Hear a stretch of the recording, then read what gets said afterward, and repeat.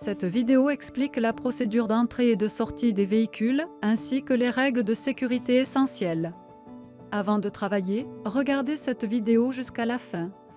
Vérifiez les dangers à l'avance et évitez les accidents.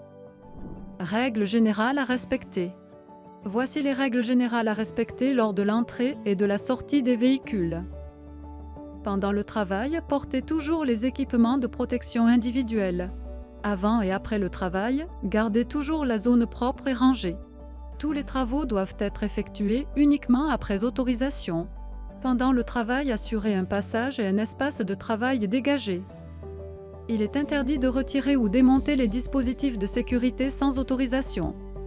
Il est interdit d'entrer dans le rayon d'action des engins lourds. Points à vérifier avant le travail. Les points suivants doivent être vérifiés avant de commencer le travail. Vérifiez que les équipements de protection individuelle sont bien portés. Le conducteur doit porter un casque, des chaussures de sécurité, un harnais et des protège-jambes. Le signaleur doit porter un bâton de signalisation, un sifflet, un gilet, un casque et un panneau d'identification. Vérifiez le camion malaxeur à l'avance et confirmez la présence d'un extincteur. Vérifiez la barrière, l'alarme d'arrivée du véhicule, les freins et les fuites d'huile hydraulique. Nous allons maintenant expliquer la procédure d'entrée et de sortie des véhicules. Procédure d'entrée et de sortie des véhicules dans le bâtiment de l'usine. Guidage du véhicule.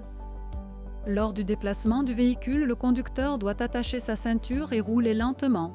Lors du déplacement du véhicule, le conducteur doit attacher sa ceinture et rouler lentement.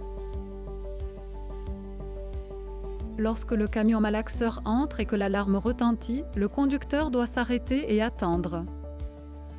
Lorsque l'alarme d'entrée du véhicule retentit, le travailleur chargé du guidage arrête son travail. Il met ensuite l'équipement de signaleur préparé sur place. L'équipement du signaleur est le suivant: casque de signaleur, gilet de signaleur, panneau d'identification, bâton de signalisation et sifflet. Après avoir mis l'équipement, le signaleur se rend à l'entrée des véhicules. Après avoir confirmé l'arrêt du véhicule, il appuie sur le bouton pour lever la barrière. Le signaleur vérifie les alentours et guide le camion malaxeur jusqu'à l'emplacement désigné. Sans signaleur, un accident de véhicule peut se produire. Déplacez-vous toujours selon ces instructions.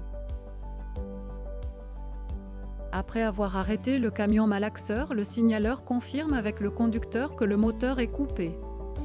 Si le travail est effectué moteur allumé, il existe un risque de collision dû à un mouvement du véhicule ou à un changement de charge. Après avoir confirmé que le moteur est coupé, le signaleur installe la cale de roue. Le conducteur ouvre la goulotte du camion malaxeur et déverse le béton dans la trémie de coulage.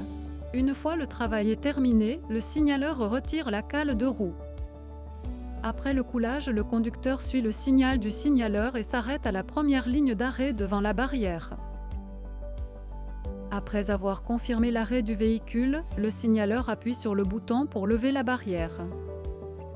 Le signaleur guide le camion malaxeur vers l'extérieur et vérifie les travailleurs en mouvement ainsi que les véhicules entrants. Lors de la montée ou de la descente du véhicule, le conducteur doit garder 3 points d'appui avec les mains et les pieds pour éviter une chute. Une petite négligence peut entraîner un grave accident. Aujourd'hui encore, respectons les procédures de sécurité et travaillons en sécurité.